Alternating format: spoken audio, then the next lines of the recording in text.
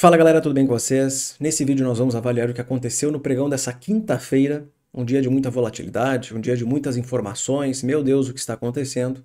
O objetivo desse vídeo é justamente explicar quais foram os dados econômicos que geraram tal volatilidade e como o mercado avaliou esses indicadores. Hoje é um dia importante, quinta-feira, tínhamos a ideia de que alguns dados poderiam fazer o mercado mexer, mas o dado que eu menos esperava, que eu menos achava importante, que era o ADP, é o que gerou toda essa volatilidade, porque ele é um indicador do mercado de trabalho americano.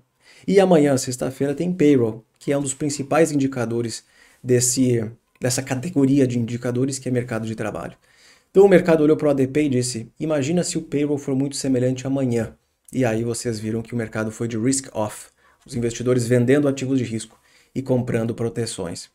Então, nesse vídeo nós vamos abordar esses assuntos, eu vou interpretar junto com vocês os indicadores e entender o que o mercado avaliou de tudo isso.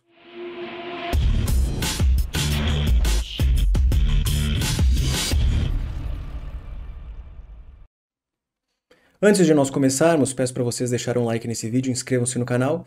E a partir de ontem, nós abrimos aqui uma oportunidade de vocês aprenderem junto comigo sobre economia, microeconomia, macroeconomia avançada, ciclos econômicos, ciclos de mercado, indicadores, tudo que eu acho importante para um investidor que está começando ou que já tem alguma certa experiência a entender como a economia influencia os seus investimentos.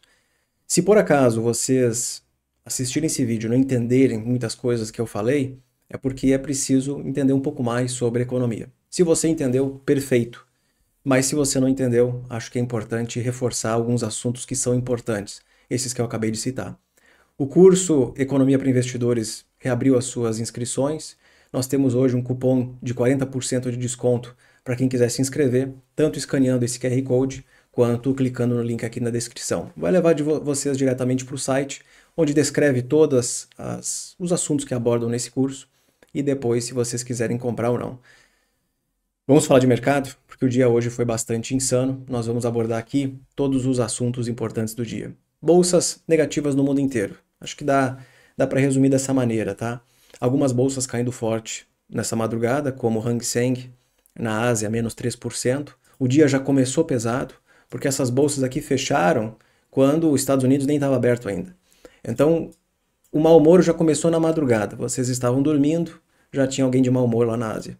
Depois, a coisa degringolou aqui na Europa. Nós vimos Eurostoxx caindo quase 3%, DAX caindo 2,57% na Alemanha e mercados americanos também negativos. Destaque para o Russell, que caiu 1,77%, chegou a cair mais ao longo do dia, mas aos poucos foram se recuperando. Os investidores olharam para os dados e disseram, olha, eu acho que foi ruim, eu acho que foi bom. Aí eles tomaram decisões diferentes, onde o mercado voltou a se recuperar um pouco. Mesma coisa para o VIX. O VIX chegou a subir muito mais ao longo do dia, acabou caindo, mas fechou positivo em 8,89. A pergunta é, o que aconteceu? Bom, como eu disse, os dados asiáticos e europeus, eles mostram uma economia mais lenta na Europa e uma economia preocupante na Ásia, principalmente quando nós falamos de China. A China continua mostrando que está tendo algum problema econômico lá dentro.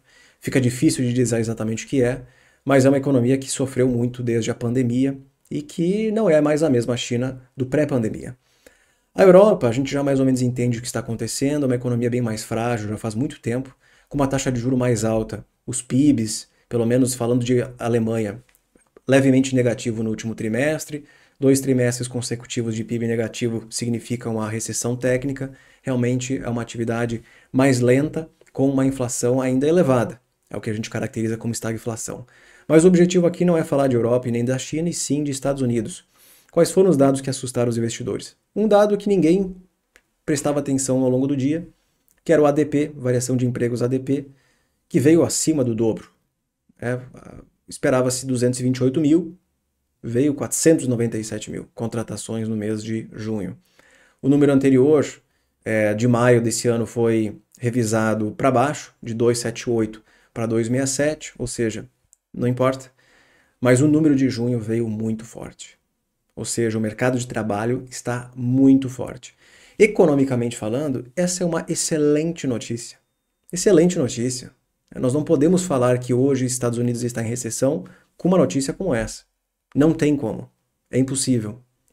Porque isso aqui é um indicador forte, economicamente falando. Só que ele preocupa o mercado por um motivo bastante simples que vocês já dominaram. Ano passado vocês viram essa tendência. Economia muito forte inflacionária, o Banco Central precisa ajustar a taxa de juros.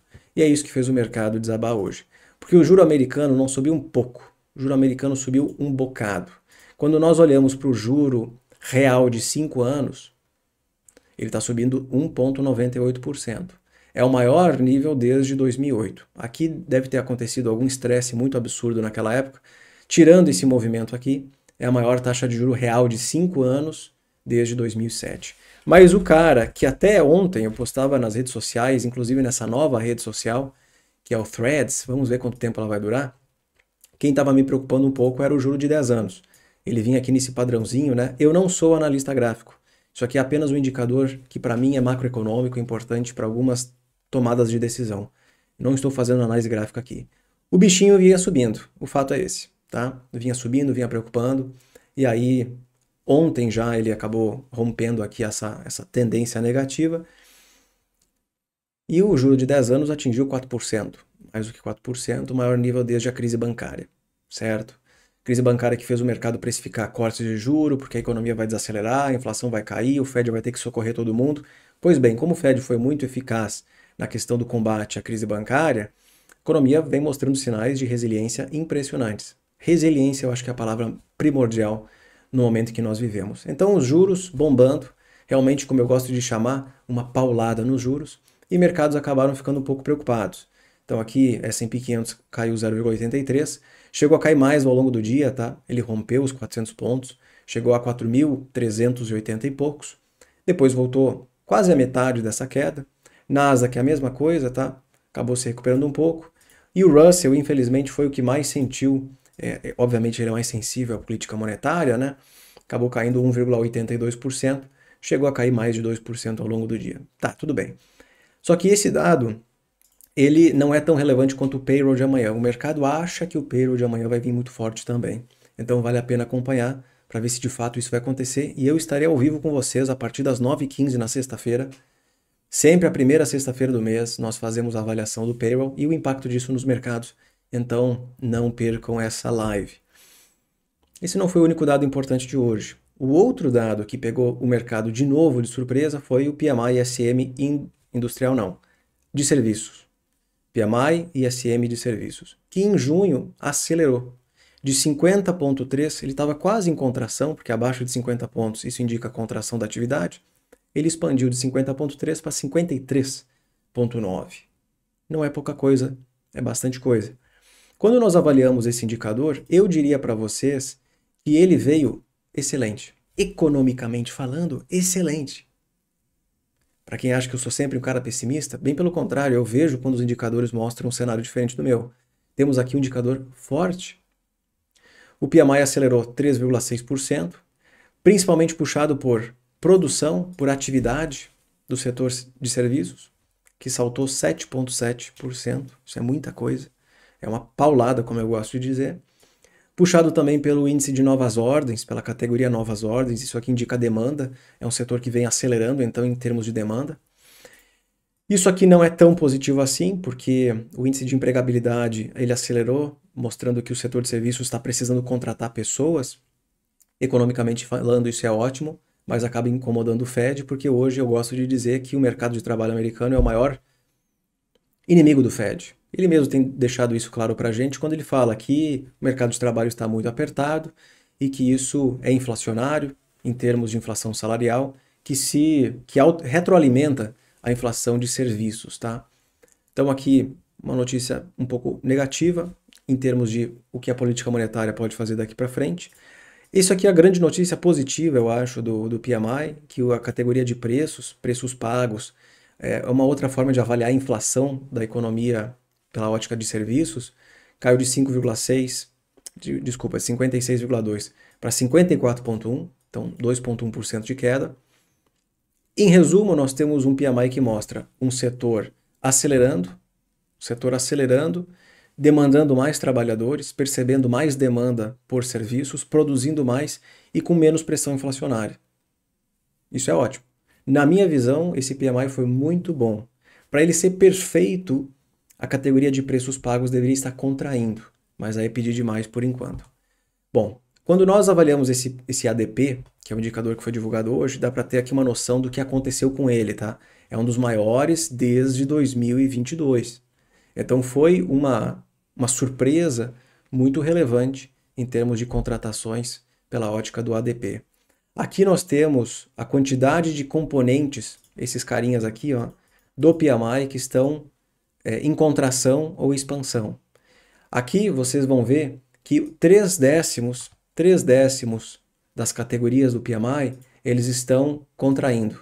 30% dos componentes estão contraindo. É uma atividade relativamente forte ainda. Sabe por quê? Porque na segunda-feira saiu o PMI ISM industrial. E ele mostra uma visão diferente. Todos, 10/10, todos os componentes do PMI industrial estão contraindo. Logo, existe realmente uma discrepância notável entre a performance do setor de serviços e a performance do setor industrial. O setor industrial ele está em contração no mundo inteiro, principalmente na Europa, Estados Unidos e na Ásia. Então, esse é um setor que está sofrendo demais num momento como esse, em que a taxa de juros está elevada e os consumidores eles deixaram de consumir bens nos últimos 1 ano e pouco, porque consumiram demais na pandemia, para agora consumirem serviços, como viagens, como jantar fora, lazer e hospitalidade, coisas do gênero. Então isso aqui é uma peculiaridade do ciclo atual. Eu vi um economista hoje de manhã na Bloomberg falando, isso é diferente de um ciclo econômico normal. Já era para esse setor estar em contração, mas como existem peculiaridades do fenômeno vivido na pandemia, temos aqui uma atividade do setor de serviços ainda relevante nos Estados Unidos, inclusive no Brasil, tá? Bom, o que esses dados nos mostram? Uma atividade econômica mais robusta, tanto pela ótica do ADP, como também pelo PMI. E aí, mercados, eles olham para isso e dizem, opa, o Fed vai subir mais a taxa de juros, principalmente se tudo isso for inflacionário. Por isso que hoje, o mercado, ele concordou 100% que o Fed, quase 100%, que o Fed vai subir a taxa de juros na reunião daqui a 2, 3 semanas, daqui a 20 dias, que é no dia 26, probabilidade de 92,4%. Só que ainda existe uma dúvida muito grande do que vai acontecer nas próximas. Porque ele está fazendo o que hoje? Sobe uma para uma, sobe uma para uma. Então, se ele parou em junho, ele deve subir em julho. Se ele subiu em julho, ele pode não subir em setembro. A gente não sabe ainda, porque agora existem muitas opções. Tanto é que em novembro, o mercado ele trabalha com 4 opções. Um juro idêntico ao que está hoje, um juro 25 vezes mais alto, 50 vezes mais alto ou 75. Quem acredita nisso aqui, ó, são pessoas que acham que o Fed subirá juro em todas as reuniões. Em julho, setembro e depois em novembro. Difícil de falar o que vai acontecer lá na frente. Olha como cada mês são divulgados dados tão ambíguos, tão mistos, muitos fortes e outros fracos. É difícil de tentar prever. Eu não vou tentar. Agora, para julho, me parece que existe a grande probabilidade mesmo do Fed subir a taxa de juros. Tanto é que eles deixaram isso praticamente claro no comunicado não, na ata que foi divulgada na quarta-feira, tá? Então, olhando aqui de novo para mercados, tá? Uma coisa que eu queria mostrar para vocês é o rompimento aqui da TLT, uma ETF de renda fixa de títulos de longo prazo dos Estados Unidos que eu tenho na carteira. É uma ETF que meu preço médio acho que está em 105 ou 106 dólares, que acaba caindo toda vez que os juros longos eles vão subindo. Como a economia vem surpreendendo para cima, isso é uma atividade mais robusta, os títulos de longo prazo ficam elevados por mais tempo, eventualmente eles tendem a cair, mas isso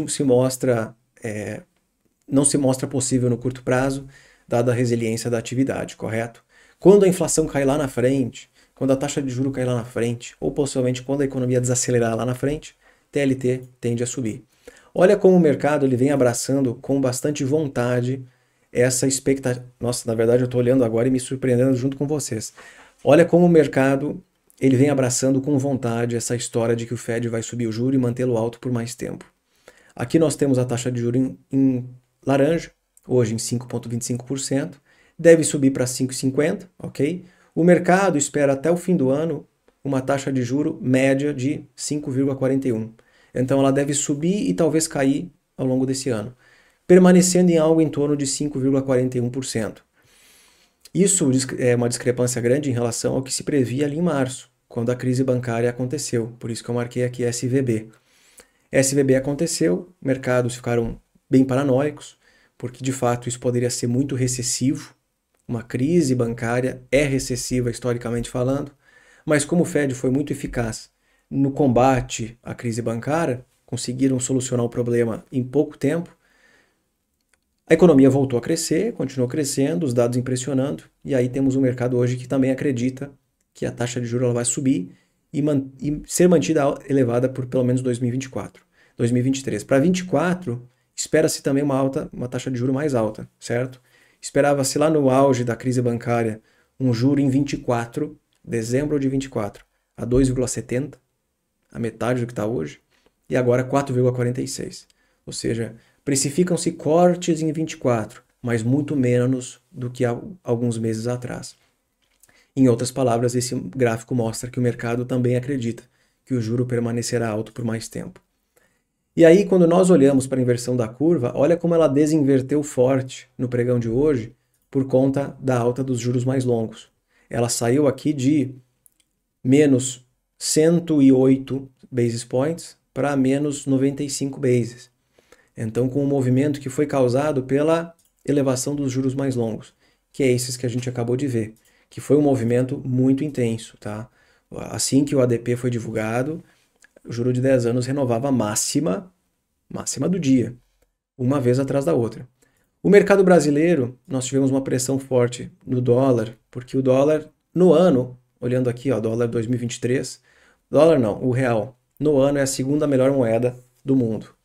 Nós estamos num ciclo econômico diferente, o Banco Central está prestes a cortar a taxa de juros, os indicadores de atividade vieram mais fortes do que nós imaginávamos. O ambiente econômico brasileiro está menos pior do que achava-se no início do ano. Para não copiar, obviamente, a mídia, a atividade econômica no Brasil está melhor do que se imaginava e não menos pior. Quando nós olhamos para a variação do dia, o real foi a pior moeda de todas. Ele acabou, olhando para futuros, tá? O dólar acabou subindo 1,51% contra o real brasileiro. Isso acontece porque, eu diria, uma certa realização de um ano que tem sido muito positivo para ativos domésticos, tá? Tanto para real quanto para Ibovespa. Mas o Ibovespa tem uma dificuldade imensa de romper os 120 mil pontos, tá? Hoje foi um pregão bem pesado. Nós vimos aqui todos os índices pesando, principalmente consumo e financeiro, ok? E um pregão onde os DIs eles acabaram acompanhando o mercado internacional, os juros americanos, tá? Ao longo do pregão, os DIs acabaram subindo muito mais, e aí no fim do pregão, voltando à normalidade. Então foi um dia bem volátil para quem avalia a curva de juros brasileira, certo? Mas a princípio, nós tivemos um dia bem turbulento, e eu diria para vocês que é muito importante acompanhar o payroll de sexta-feira. Nós estaremos ao vivo aqui avaliando esses indicadores, porque ele pode trazer volatilidade, certo? É payroll, taxa de desemprego, ganho médio por hora trabalhada, que é um indicador de inflação salarial, e também a taxa de participação da força de trabalho. São os 4 indicadores que nós vamos avaliar amanhã de manhã, certo? Muito obrigado, deixe o seu like nesse vídeo e até mais.